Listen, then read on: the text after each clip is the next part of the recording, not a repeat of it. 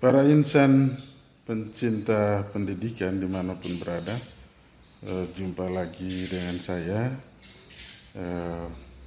Kali ini saya coba membahas satu poin penting, ya, karena banyak mahasiswa dan dosen dalam roundtable discussion mereka tanya kepada saya, ya, Pak Rektor, ini mengapa ya kita banyak sekali profesor, doktor, ya, para dosen begitu banyak, para cendekiawan begitu banyak, para akademisi begitu banyak, bahkan praktisi juga begitu banyak, ya.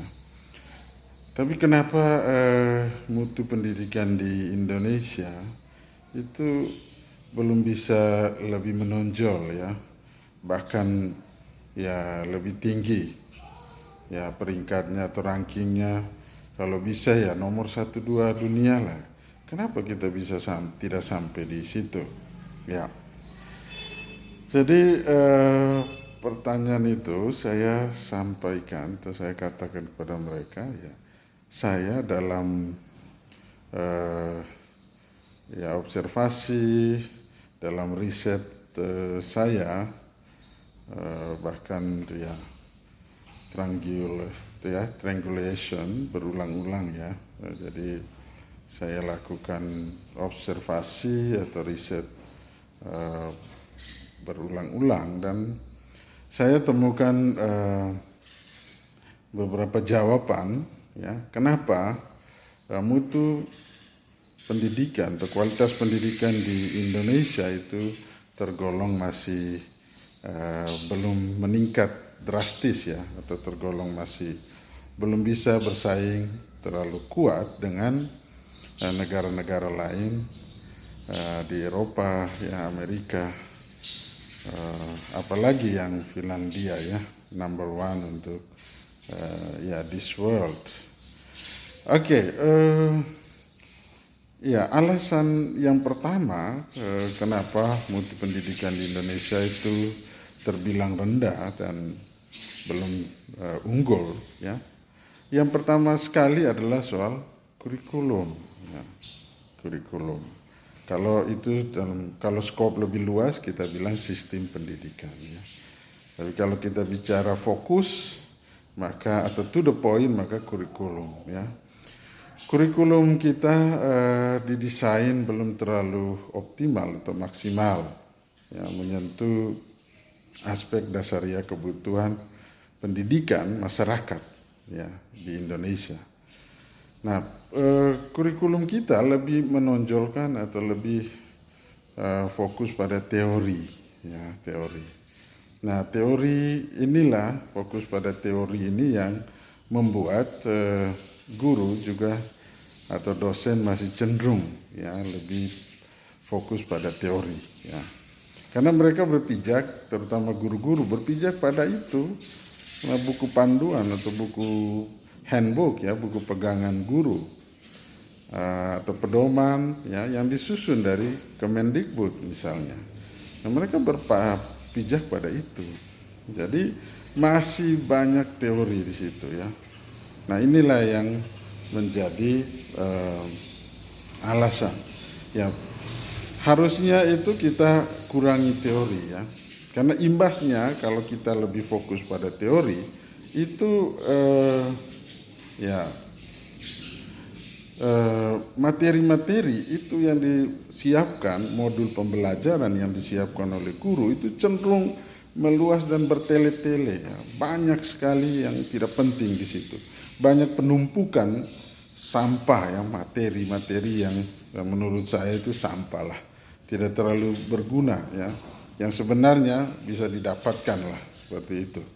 Jadi, nah, itu karena desain kurikulum kita belum proporsional, belum tepat guna, ya. Nah, itu alasan yang pertama. Jadi itu alasan pertama, ya. Nah, alasan yang kedua yaitu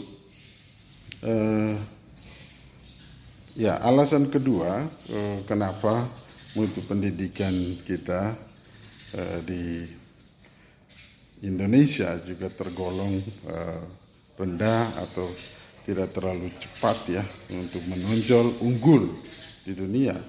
Yaitu karena apa?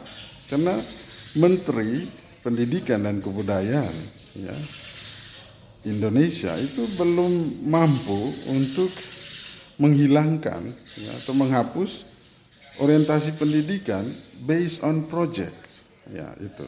Jadi kenapa mutu pendidikan kita itu rendah? Karena ya desain pendidikan kita itu masih berbasis pada proyek dan dikuasai oleh elit-elit pendidikan.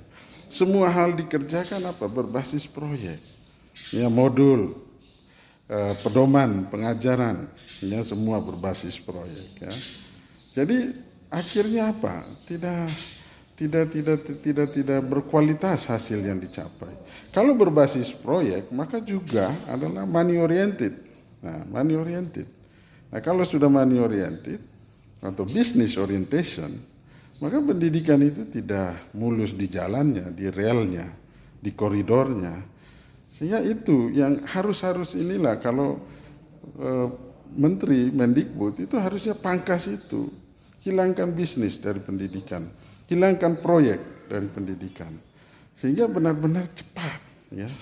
Dan juga pendidikan itu orientasinya jelas. Maka benar-benar kita tuh educate the people of Indonesia. Jangan larinya ke proyek, ke bisnis. Kok pendidikan dibisniskan, pendidikan kok diproyekkan. Nah ini ya alasan yang kedua. Alasan ketiga, mengapa mutu pendidikan di Indonesia, kualitas pendidikan di Indonesia itu tergolong rendah. Nah itu karena apa? Sistem birokrasi kita yang membuat pelemahan-pelemahan di situ. Ya. Sistem birokrasi kita. Ya, saya ambil contoh konkret itu soal distribusi dana BOS dan mungkin juga dana-dana hibah yang lain dan dana hibah pendidikan yang lain. Nah, dana BOS sendiri itu prosedurnya ribet sekali. Prosedurnya begitu ribet. Ya. Kapan baru dia sampai ke sekolah? Itu di sekolah sudah selesai ujian mid semester. Bahkan di sekolah itu kegiatan yang mau dimanfaatkan, kegiatan yang mau dilaksanakan dengan melalui pemanfaatan dana BOS itu sudah selesai. Ya, karena terbelit-belit birokrasi kita, alur kita sampai dana BOS itu cair di rekening sekolah itu alurnya berbelit-belit. Ya. Nah ini yang bagaimana kita mutu pendidikan kita mau cepat. Nah ketika Mas Nadiem jadi menteri juga saya lihat masih sama ini. Tidak sanggup untuk memangkas ini jalan potong birokrasi ya, lebih cepat lah maksudnya. Jalan potong bukan berarti jalur belakang, no. Maksudnya coba jalan yang birokrasi yang begitu panjang, lebar, ya berbelit-belit, coba diluruskan supaya lebih cepat sampai ke sekolah. Nah ini kan saya kasih lebih real ya pencairan dana BOS. Ya dana BOS ini kan dicairkan per triwulan ya. Ya. Jadi 1 tahun itu mestinya 4 kali cair ya. 3 bulan. Tapi kenyataannya dia pencairan tahap pertama saja sudah lewat bahkan sudah mau sampai di pencairan tahap kedua. Jadi kasihan sekolah. Banyak sekolah yang kepala sekolah itu dia harus berhutang karena menunggu dana BOS cair. Nah kalau alasan bilang pelaporan dari sekolah yang lama, no, saya sudah ngecek, no. Pelaporan sekolah cepat pun anggaran belum sampai, sama aja. Jadi ini yang mestinya itu menjadi perhatian ya Mendikbud dan tolong Bapak Presiden Joko Widodo ya.